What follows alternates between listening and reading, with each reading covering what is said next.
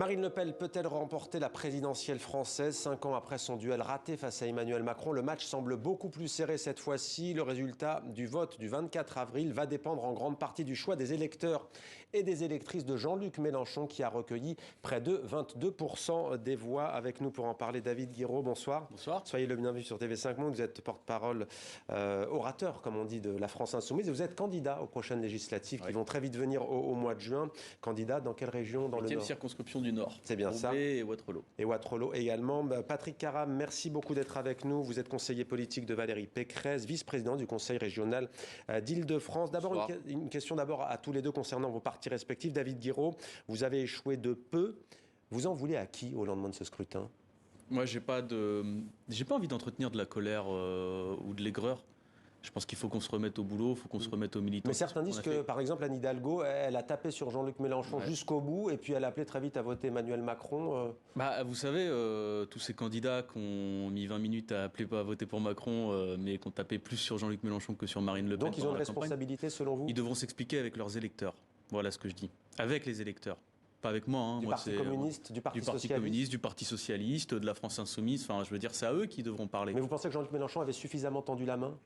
Ah bah oui, et puis je crois qu'il y avait aussi une situation de lucidité à avoir, que beaucoup d'électeurs ont eu. D'ailleurs, il y a des électeurs qui n'ont pas voté pour nous par conviction à 100% du programme, et qui se disaient on préfère un duel Macron-Mélenchon que Macron-Le Pen. Le vote utile des écologistes, par exemple, qui ont préféré votre parti à celui de Yannick Jadot. Il y a eu un vote de conviction quand même, en partie. C'est un vote de gauche, et le fait de vouloir la gauche quand même devant l'extrême droite. Mais maintenant, moi, je ne veux pas entretenir l'aigreur. On a fait un très beau score, on n'a pas à rougir, de ça. On a porté nos idées politiques à un niveau qu'on avait jamais connu dans le pays.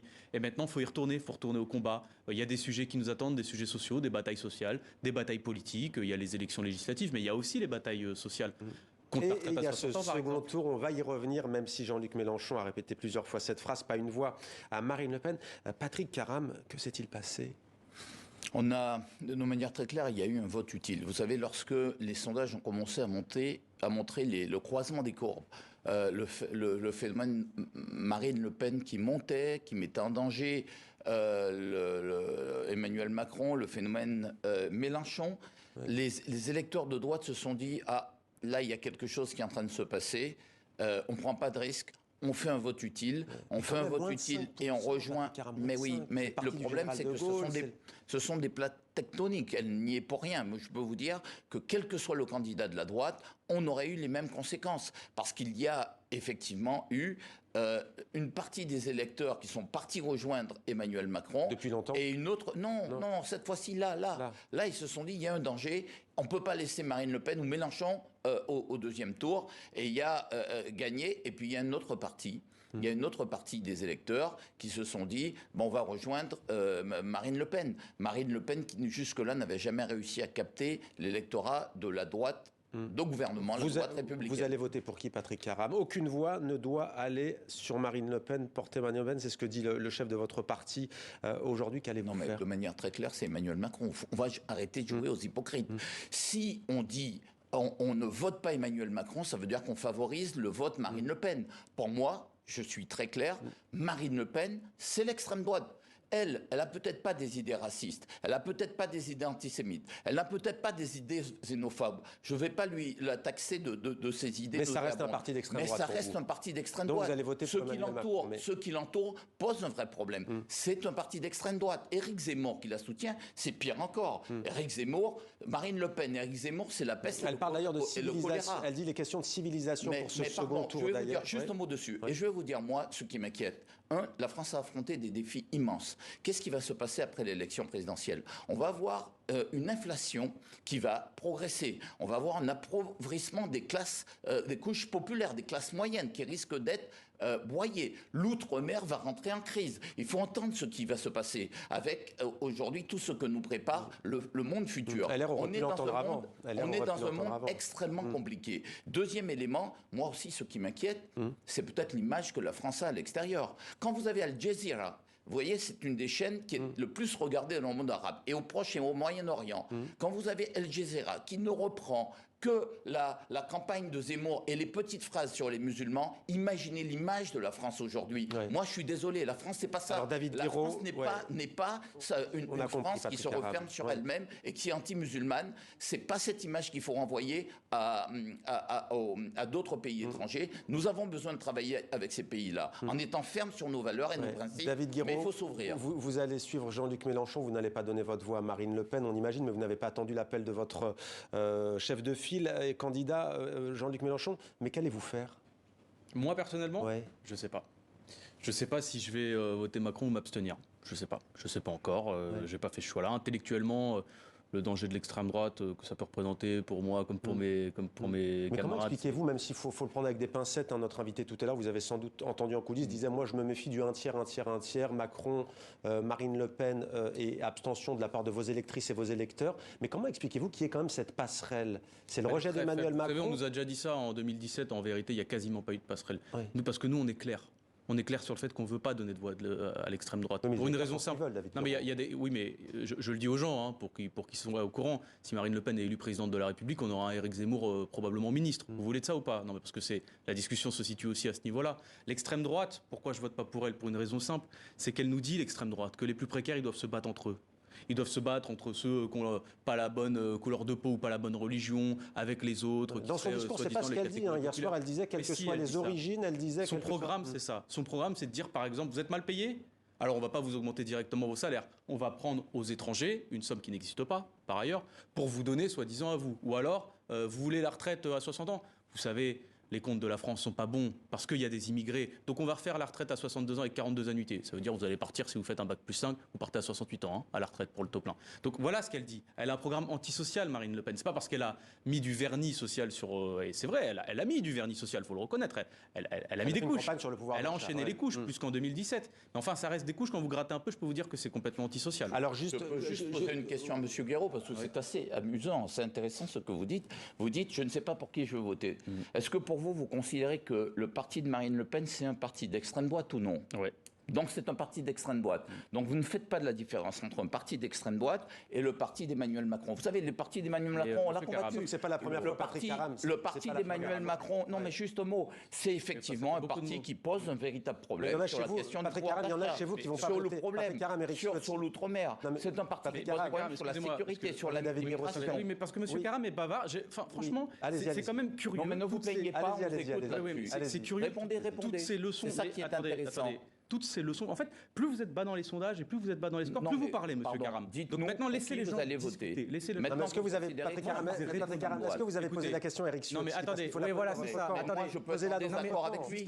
Je peux être en désaccord avec ce point de vue. Pardon de vous le dire. Je vous le dis. Est-ce qu'on peut éviter de se faire polluer ce débat? Moi, j'aimerais parler. Attendez, ça fait 2 heures que vous parlez ça, moi, là. Avant 2 heures, moi, je vous dis juste 5 minutes. Qui c'est qui lutte contre l'extrême droite? Moi, j'ai lutté contre l'extrême droite et leurs idées dans la rue. D'accord? Dans la rue. Je vous y ai pas vu. Il y a des musulmans. Alors, vous savez quoi? Je finis, monsieur Caram. Non, c'est ignoble de le dire. C'est ignoble de le dire. Je finis. Et vous le savez. Non seulement je les ai combattus dans la rue. Je suis un ultramarin. Je suis un antillais. Moi, monsieur Caram, à la tête du CREFOM, j'ai demandé à faire barrage à Marine Le Pen. Je souhaite parler parce que vous monopolisez la parole. Moi, monsieur, non seulement je lutte contre l'extrême droite dans la rue, à l'Assemblée nationale, et dans les idées, attendez, dans les idées, parce que moi, j'ai pas proposé. C'est le coup de trop, c'est le coup de trop. Je finis mon propos parce que j'en ai marre qu'on m'interrompe. Non. Moi, je n'ai pas proposé. Monsieur Caram, je réponds à la question. Allez-vous voter? Je n'ai pas Patrick Caram, laissez répondre. Patrick Caram, laissez répondre. Vous êtes trop bavard. Vous êtes trop bavard, vous parlez trop. Non, mais c'est insupportable pour les téléspectateurs. Faites preuve d'un peu d'humilité. Allez-y. Je n'ai pas proposé de revenir sur le droit du sol, comme l'a proposé Madame Pécresse. Ça, c'est une proposition historique. Sur Mayotte et la Guyane. Et les Mahorais et les Guyanais le demandent. Mais dites, monsieur, vous voulez faire le débat tout seul, peut-être? Faites pas votre marché tout seul. Vous avez répondu. C'est terrible. Mais juste que je vous Ces gens-là sont à moins de 5%, ils me donnent des leçons à moi. Non, voyez-vous, vous êtes arrogant, là. Vous voyez, c'est l'arrogance de celui qui arrive à plus de 20%. Bon, allez, on va du coup lancer le sujet qu'on avait prévu de lancer. Arrêtez, Marine Le Pen va tenter à nouveau. On lance le sujet, on se retrouve juste après. On la disait perdue après le naufrage de mai 2017, son échec face à Emmanuel Macron et un débat de l'entre-deux-tours Ils sont dans les campagnes, dans les villes. Je parlais de votre Ils sont parti. sur les réseaux sociaux. Calamiteux. SFR, par exemple, à votre ami M. Drahi, le patron de BFM. Vous êtes en train de lire une fiche qui ne correspond pas au dossier que vous avez cité. Ça, il y en a un qui fait des téléphones et l'autre, ça n'a rien à voir. Il fait à la fois des turbines et du matériel industriel. L'été qui suit, les cadres ont quitté le navire, tout est remis à plat. Le FN devient le RN, le Rassemblement national. Changement de nom pour un changement de ton. 5 ans plus tard, Marine Le Pen lance sa campagne à Reims. Éric Zemmour, lui, est à Lille. Sur sa route, l'irruption d'un concurrent inattendu. Mais plutôt que l'affrontement, elle joue sur l'intimité et son côté femme. Très vite, j'ai connu la violence politique quand j'étais petite fille à l'école. On m'a fait payer l'engagement de mon père.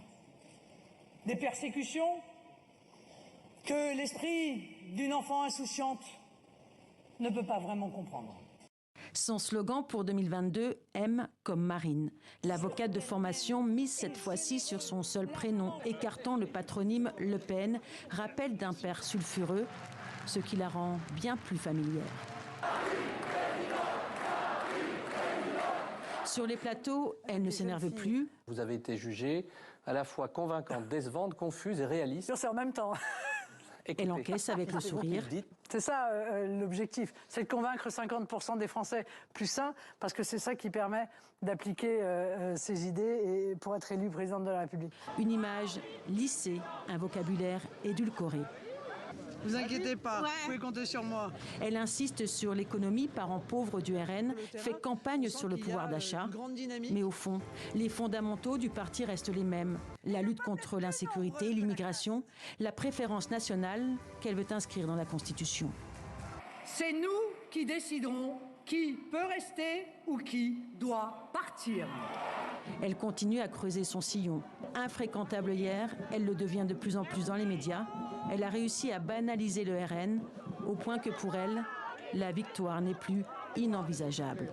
On va faire changer tous les pronostics.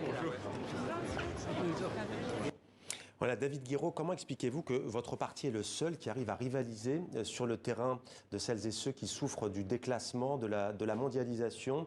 C'est vrai que difficile de voir dans toutes les électrices et les électeurs de Marine Le Pen des gens qui sont racistes, qui sont xénophobes. Comment expliquez-vous? Il suffit de regarder Algrange, par exemple. Moi, je me suis amusé hier à regarder Algrange en Lorraine. C'est souvent le Front National et votre parti qui arrivent devant. Comment l'expliquez-vous? Et je l'ai vu, moi, sur ma circonscription, à Wattrelos, par exemple, où effectivement, les gens hésitent, en fait. Par exemple, il y a des gens qui étaient électeurs de François Hollande, je pense, vous savez, qui se sont sentis trahis, et alors ils se disent, mais c'est tous des menteurs, etc. Et donc, ils regardent qui c'est qui porte les propositions qui les concernent au jour le jour. Et c'est les propositions sociales qui les concernent au jour le jour. Marine Le Pen, l'extrême droite, historiquement, a toujours mis du vernis social sur ses propositions. Toujours l'extrême droite a fait ça, toujours. À l'époque de Poujade, à l'époque, ça a toujours été comme ça. Donc moi je le dis, ils trompent les gens.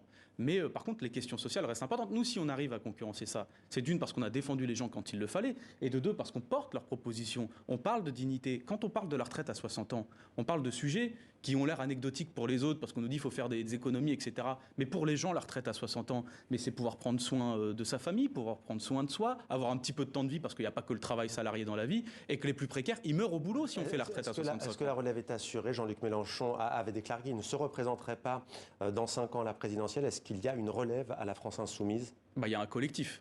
Il y a un collectif maintenant, je ne sais pas, vous savez, c'est dans longtemps, 5 ans. Et puis moi, je ne rends pas hommage à Jean-Luc Mélenchon, il n'est pas mort, il est là. Est-ce que vous ne craignez pas avec lui de perdre aussi ce côté, alors je sais que le terme est devenu galvaudé, mais populiste de gauche, tribun, qui sait parler aussi à celles et ceux justement qui sont délaissés? Il a un talent, mais il a toujours ce talent-là. Il ne va pas disparaître du jour au lendemain, Jean-Luc Mélenchon. Ce talent-là, il va être précieux, il va être utile. C'est quelqu'un qui n'arrêtera jamais de militer. Patrick Caram, la question est peut-être dure pour vous, mais la droite aujourd'hui, c'est Marine Le Pen? Non. Marine Le Pen, c'est l'extrême droite. Les Républicains doivent se reconstruire. Et l'appel lancé par Valérie Pécresse pour reconstruire les Républicains est extrêmement importante. Parce que si le parti disparaît, parce qu'il y a une dette qu'il ne peut pas assumer, elle a décidé d'en prendre sa part. Vous savez qu'elle s'est engagée pour 5 millions d'euros sur cette dette-là. Mais c'est vrai qu'il faut aujourd'hui sauver ce parti. Moi, je vais dire une chose. Ceux qui votent Marine Le Pen ne sont pas des racistes, les électeurs. Arrêtez de raconter ça. En Guadeloupe, aujourd'hui, il y a des gens qui votent Marine Le Le Pen. À Mayotte. Elle arrivait deuxième en Guadeloupe. Ouais. Ça, c'est traditionnel. Oui, c'est traditionnel, premier parti. Ça veut dire qu'il y a une souffrance qui n'a pas été prise en compte, qu'on arrête avec cette fable que ceux qui votent Marine Le Pen sont des racistes. En revanche, après, on peut être raciste partout dans le monde.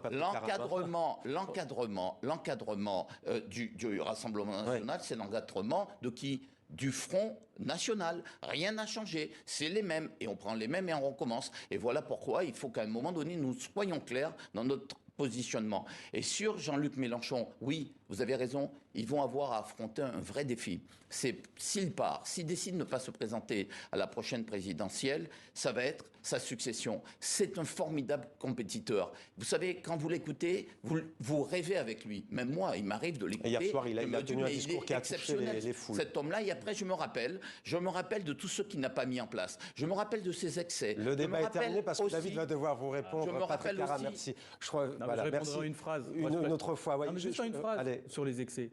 Moi, je préfère regretter mes colères que mes silences.